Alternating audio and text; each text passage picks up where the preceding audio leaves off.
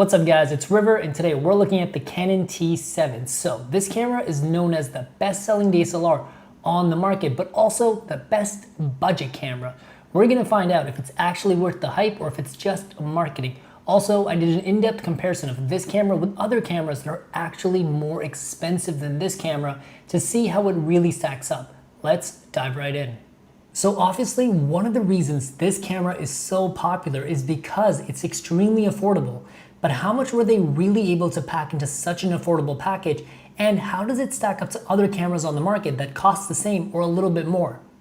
So right off the bat, this camera has a 24 megapixel Canon APS-C size sensor, which is actually the exact same sensor as the Canon 80D. So I'm happy to report that in a studio setting, you will get the exact same image in this camera as that $1,300 camera, but this camera has a slightly lower end image processor, which I don't think you'll notice unless you're doing professional level work or doing extreme low light work. However, there's more to the story than just the sensor. So as for photos, this camera does 3 frames per second in continuous autofocus, and the autofocus in this camera is super solid. So whether you're doing portraits, landscapes, kids, family vacation, whatever have you, you're going to get super solid photos out of this camera unless you're doing something with high action like sports or dance. This camera isn't quite fast enough and you will end up missing your shots. But if you're a casual shooter or a hobbyist, you will be very happy. If you do need to shoot a lot of action, I totally have you covered. I have a solution for you at the end of this video.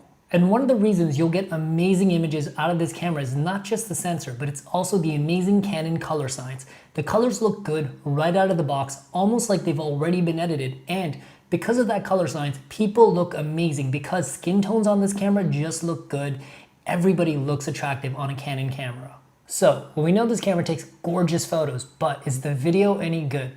And I'm happy to report this camera does full HD 1080p at 24 and 30 frames per second. Plus, it retains all of the Canon color science from the photos. So the actual image when it comes to video is still gorgeous. The skin tones look good and the environments are beautiful. This camera also has slow motion. It does 60 frames per second at 720p.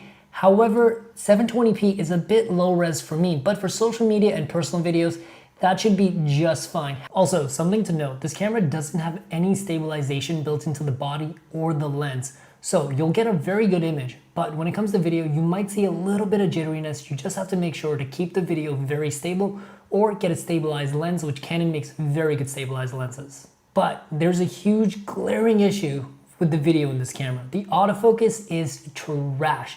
I love the autofocus in this camera for photos, but for video, it just tends to go in and out a lot. It does a lot of hunting. If you're doing any kind of professional work with it, the autofocus in this camera is not good enough. But if you're just shooting yourself, going on vacation, it's all for personal videos, you probably won't even notice it.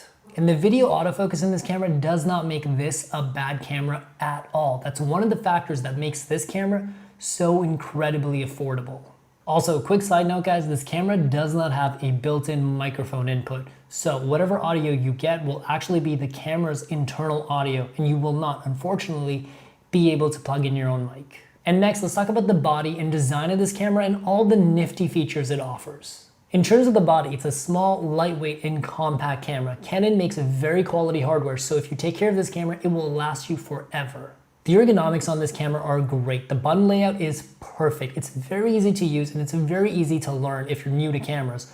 Also, it fits perfectly in my hand, but it still has a nice deep grip despite being a smaller camera. Design-wise, this camera has everything I could possibly want in an entry-level DSLR, including an onboard flash, which is really helpful for low light situations. The only thing that this camera lacks that I really wish it had is a flip screen that comes out to the side. That way I could see myself and it would be easier to shoot low angle and high angle photos and videos. But personally, at this very affordable price point, I'm really not that upset about it. And one thing that I was really happy to see on a camera like this is actually NFC and Wi-Fi. You can actually connect this camera straight to your phone, take your photos straight from the camera to your phone, edit them on your phone, Instagram, what have you, and share them on social media or share them with family and friends. That's a really nifty feature to have on a camera like this. And lastly, that brings us to the most exciting part of this video, a camera comparison to see how this camera really stacks up to its competition, and is this camera worth the hype? Who should buy this camera and should you buy this camera?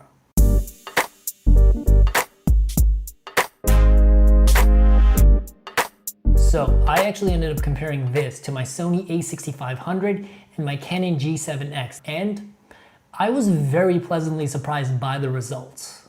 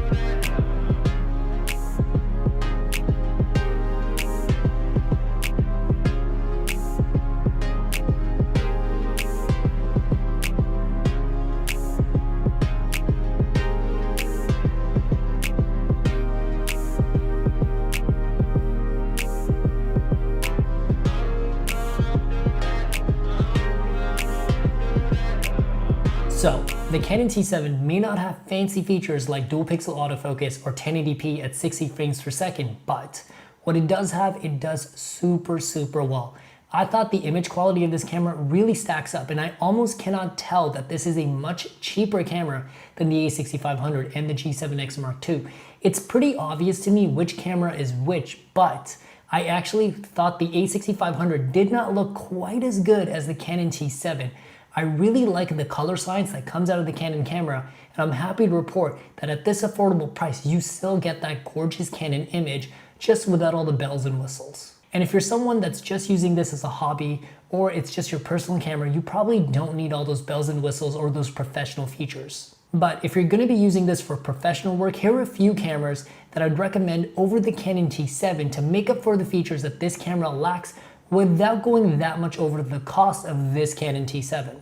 So the two cameras that I'd recommend over the Canon T7 if you're doing professional work and you need all those bells and whistles are two other Canon cameras, the Canon SL3 and the Canon T7i. Both of these cameras are only about $200 to $250 more, and they have features like 4K video, 1080p at 60 frames per second for slow motion video, and they also have Canon's dual pixel autofocus, which is phenomenal autofocus specifically for video. It is almost like set it and forget it, and is a very accurate autofocusing system. The only difference between the Canon SL3 and the T7i are that the Canon SL3 is mainly for someone that's going to be doing video. It does have a flip out screen, and the Canon T7i is almost the same as the Canon SL3, but the T7i has a few more autofocus points when it comes to photos. If you want to go all the way, I highly recommend the Canon T7i, but if you just want to do a little bit of video, the Canon SL3 is kind of like this camera with a flip out screen, but better video autofocus.